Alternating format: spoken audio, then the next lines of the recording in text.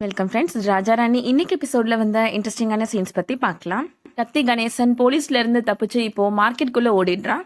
சந்தியா எல்லா போலீஸ்காரங்களுக்கும் இன்ஸ்ட்ரக்ஷன் கொடுக்குறாங்க. நான் கவுண்ட் டவுன் ஸ்டார்ட் பண்றேன், நான் ஒன் சொன்ன உடனே எல்லாருமே சேர்ந்து அவனை ரவுண்ட் அப் பண்ணிருங்க அப்படின்னு சொல்றாங்க. சந்தியா இப்போ கவுண்ட் டவுன் ஸ்டார்ட் பண்றாங்க. அதுக்குள்ள கவிதாவுக்கு ஃபேவரா இருக்கிற போலீஸ்காரங்க அங்க இருக்கிற பொதுமக்கள்கிட்ட போலீஸ்காரங்க சுட போறாங்க, எல்லாரும் ஓடிடுங்க அப்படின்னு சொல்றாங்க. கேட்ட உடனே அங்க இருக்கிற பொதுமக்கள் எல்லாருமே ஓட ஆரம்பிச்சிடுறாங்க.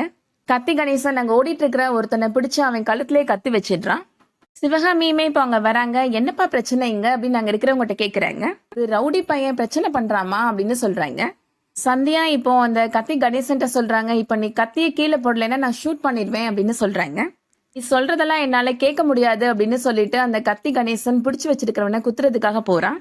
அந்த டைம்ல கரெக்டா சந்தியா கணேசனை ஷூட் பண்ணிடுறாங்க. சந்தியா தான் ஷூட் பண்ணது அப்படின்னு தெரிஞ்ச உடனே சிவகாமி ஷாக் ஆயிடுறாங்க. எஸ்பி இப்போ அவங்க வராரு. நான் இன்ஸ்பெக்டரா இருக்கிறப்ப எனக்கே இவன் தண்ணி காட்டினவன் அப்படின்னு சொல்றாரு. உன்னோட இந்த சர்வீஸ்குள்ளேயே நீ அவனை என்கவுண்டர் பண்ணி சாதிச்சிட்ட Sandhya, I really proud of you அப்படின்னு சொல்றாரு. சந்தியாவோட டீம் மெம்பர்ஸ் எல்லாருமே பாராட்டுறாரு. ஃபார்மாலிட்டிஸை முடிச்சுட்டு எனக்கு அப்டேட் பண்ணுங்க அப்படின்னு சொல்லிட்டு எஸ்பி அங்கிருந்து போயிடுறாரு. மார்க்கெட்ல இருக்கிற பொம்பளைங்க பேசிக்கிறாங்க, பாத்தியா ஒரு உயிரை கொண்டுட்டு எவ்வளவு சந்தோஷமா பேசிட்டு இருக்கிறாங்கன்னு அப்படின்னு சொல்றாங்க. கெட்டவனா இருந்தா பிடிச்சி ஜெயில போட வேண்டியதுதானே, அதை விட்டுட்டு எதுக்கு கொல்லணும் அப்படின்னு பேசுறாங்க. மனுஷன் உயிருக்கே மதிப்பு இல்லாம போயிடுச்சு பாத்தியா, இவங்க எல்லாம் சிரிச்சு பேசிட்டு இருக்கிறாங்க, இந்த பாவம் அவங்க குடும்பத்தை தானே சேரும் அப்படின்னு சொல்றாங்க. சிவகாமி இப்போ வீட்டுக்குள்ள வராங்க. அவங்க மேல பிளட் இருக்கிறத பார்த்த உடனே என்ன சிவகாமி அப்படின்னு பதறி போய் ஓடி வராரு சரவணனோட அப்பா. குடும்பத்துல இருக்க எல்லாருமே இப்போ வந்துடுறாங்க. என்னம்மா ஆச்சு அப்படின்னு சரவணன் பதறி போய் கேட்கிறாரு. சிவகாமி சரவணன்ட்ட சொல்றாங்க, போலீஸ் வேலைக்கெல்லாம் உன்னோட பொண்டாட்டியை அனுப்பாதன்னு நான் சொன்னேன்ல, கேட்டியா அப்படின்னு கேக்குறாங்க. இன்னைக்கு உன்னோட பொண்டாட்டி பெரிய பாவத்தை கொண்டு வந்து இந்த குடும்பத்துல சேர்த்துட்டாடா அப்படின்னு சொல்றாங்க. சிவகாமி சொல்றாங்க, இந்த சரவணனுக்கு கல்யாணம் பண்ணி வச்சோமே அந்த வீரமங்கை, அந்த ராட்சசி ஒருத்தனை கொலை பண்ணிட்டு நிக்கிறாங்க அப்படின்னு சொல்றாங்க. கண்ணு முன்னாடியே அவ ஒரு ஆளை சுட்டு கொண்டுட்டா அப்படின்னு சிவகாமி சொல்றாங்க. இந்த பாவத்தை நம்ம எங்க கொண்டு போய்ங்க தீக்க போறோம் அப்படின்னு சொல்லி அழுறாங்க சிவகாமி. அவ செய்யற பாவம் எல்லாமே என்னோட வம்சத்தையே விளங்க விடாம பண்ணிருமே அப்படின்னு சொல்லி அழுறாங்க சிவகாமி. எல்லாம் ஒண்ணு பண்ணாதுமா அப்படின்னு சரவணன் சொல்லிட்டு இருக்கிறாரு.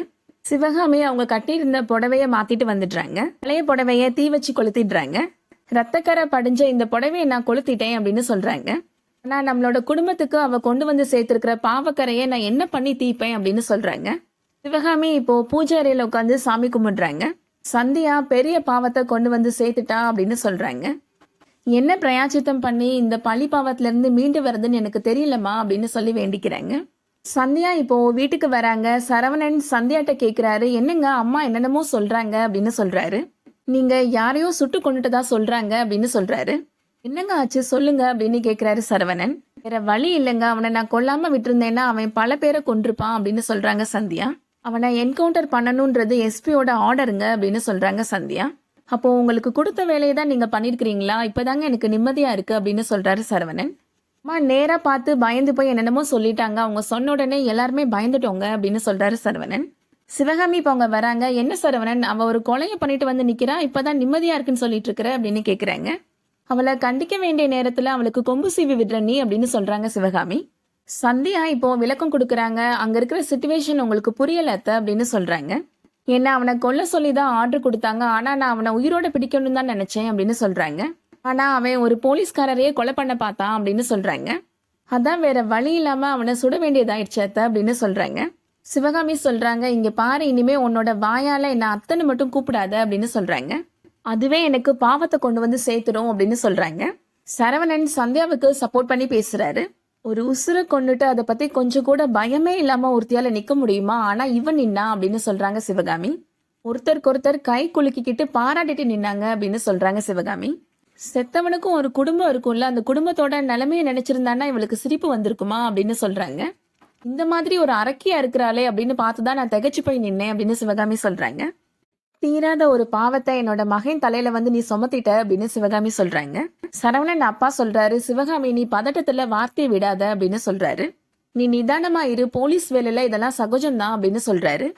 இவ சிரிச்சுட்டு அங்க நின்னாலே அதை என்னால ஏத்துக்கவே முடியாது அப்படின்னு சிவகாமி சொல்றாங்க. இனிமேல் உன்னோட கையால நான் பச்சை தண்ணியை வாங்கி குடிச்சா கூட அது எனக்கு விஷமா தான் இருக்கும் அப்படின்னு சிவகாமி சந்தியாட்ட சொல்றாங்க. ப்ளீஸ் அத்தை இந்த மாதிரி எல்லாம் பேசாதீங்க அப்படின்னு சந்தியா சொல்றாங்க. இனிமேல் நீ முகத்திலேயே முழிக்காத அப்படின்னு சொல்லிட்டு சிவகாமி அங்கிருந்து போயிடுறாங்க. சந்தியா சரவணன்கிட்ட சொல்றாங்க, அத்தை என்ன எவ்வளவோ திட்டியிருக்கிறாங்க. ஆனா அதெல்லாம் நான் பெருசா எடுத்துக்கிட்டதே இல்லைங்க அப்படின்னு சொல்றாங்க. ஆனா இன்னைக்கு நான் ஒரு உயிரை கொண்டுட்டு சிரிச்சிட்டு நின்னேன்னு சொல்லிட்டாங்களே அப்படின்னு சொல்றாங்க. வேற வழியே இல்லாம தாங்க நான் பண்ணினேன் அப்படின்னு சொல்றாங்க சந்தியா.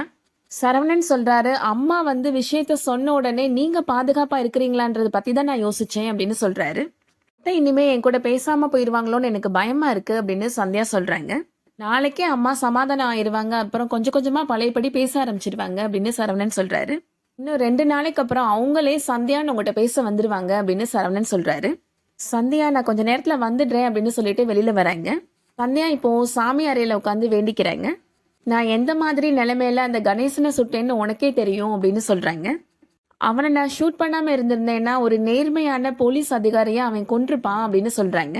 அப்படி நடந்திருந்தா அந்த ஆபீசரோட குடும்பமும் பாவம் தானே அப்படின்னு சொல்றாங்க. அதையே அத்தை புரிஞ்சுக்கவே மாட்டேன்றாங்க அப்படின்னு சொல்றாங்க. கணேசனை உயிரோட பிடிச்சு சட்டத்துக்கு முன்னாடி நிறுத்தணும்னு தான் நான் நினைச்சேன் அப்படின்னு சொல்றாங்க. ஆனா அவன் அதுக்கான வாய்ப்பை எனக்கு கொடுக்கல அப்படின்னு சொல்றாங்க.